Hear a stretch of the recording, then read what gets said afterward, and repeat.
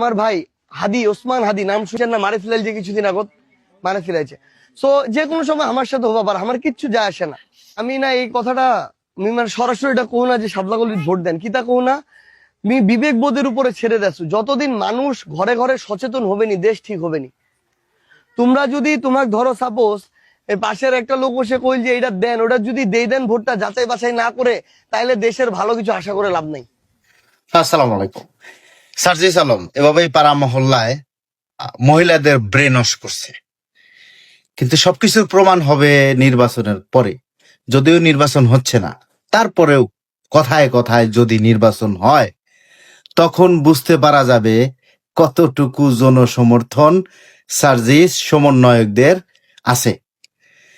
সমন্বয়কের এই আন্দোলন এবং নির্বাচন এক জিনিস না, আমি বারবার বলে আসছি। নির্বাচন করতে হলে, প্রতিনিধিত্ব করতে হলে মানুষের সাথে সুসম্পর্ক রাখতে হয়। যারা ক্ষমতা আসার আগেই কোটি কোটি টাকার অর্থ বুনে গেছে তাদেরকে মানুষ চেনে। এদেরকে বয়কট করবে নির্বাচনে, তাদেরকে কেউ ভোট দিবে না। আমি চ্যালেঞ্জ দিয়ে বলতে চাই, সার্জিস যদি জয়যুক্ত হতে পারে অনলাইন ছেড়ে চলে যাব। মনে রাখবেন। ধন্যবাদ।